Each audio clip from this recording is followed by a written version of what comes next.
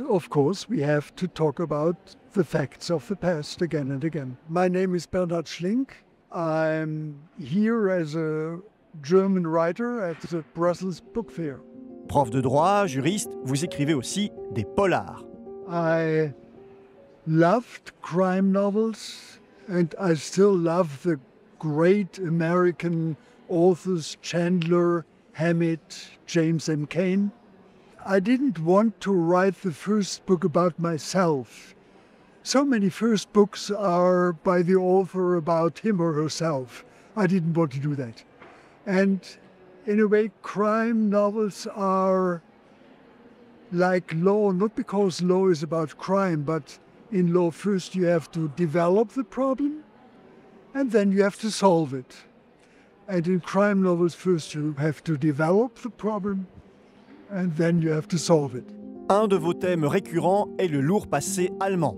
My first books dealt with the past of the Third Reich. I mean, that was, you see, when I finally, in the 60s, went to university and the Auschwitz trial in Frankfurt, that really confronted us with the German past.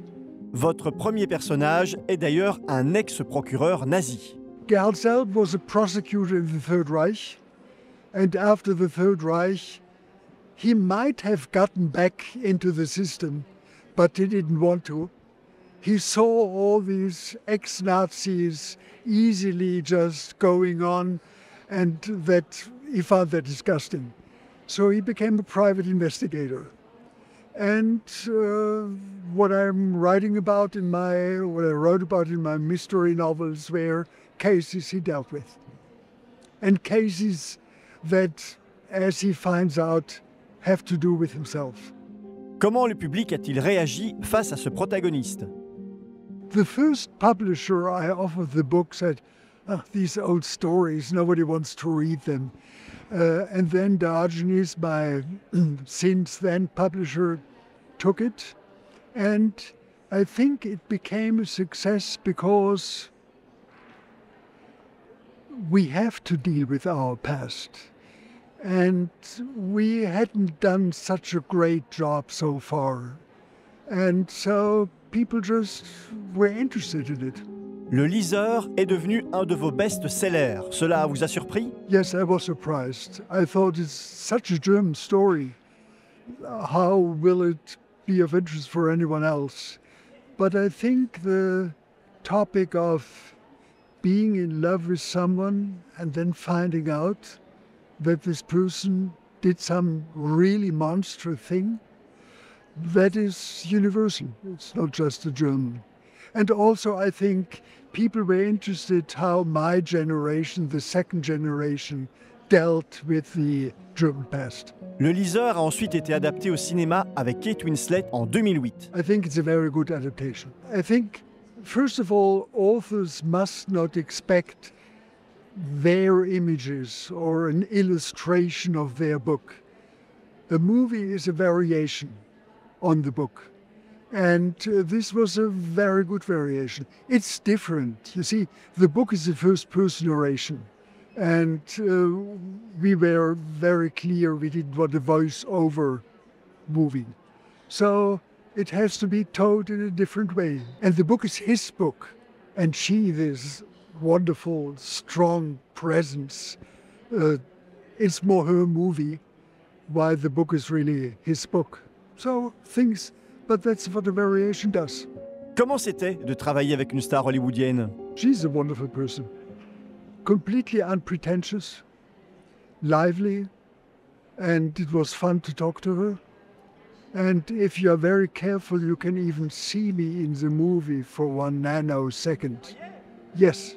Avec le Liseur, vous vouliez montrer l'importance de la littérature? No, I didn't. All I wanted to tell a story. I don't have messages with which I come.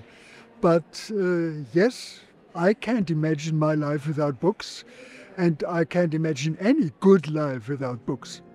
Quelle est la part autobiographique dans tout ça? All my books are somewhat autobiographical. 13%, 17%. Et cette liaison avec une femme mûre dans le Liseur, c'était de la fiction? You would like to know that? Yes. You're curious? Yes, I am. Your curiosity will be unsatisfied. Oh. I don't talk about that. Faut-il continuer à parler du passé de l'Allemagne? We have to talk about the past again and again. We don't have to talk about past always. And I think some well-intentioned teachers can do too much. But of course, we have to talk about the facts of the past again and again. En tant qu'auteur allemand, est-ce votre rôle de vous opposer à la montée de l'extrême droite? Writers have to be truthful. That's their main task. And whether they are politically engaged with a party or a movement, that's secondary.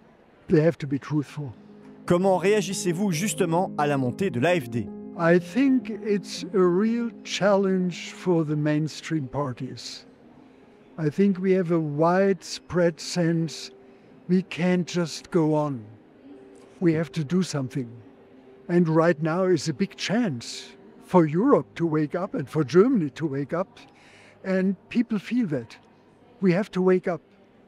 And when the governing parties, the Christian Democrats and Social Democrats, do a good job, great. If they fail to really understand this wish for change, I think the AfD may become stronger and stronger. So it's a real challenge for the mainstream parties. And yeah, I hope they wake up.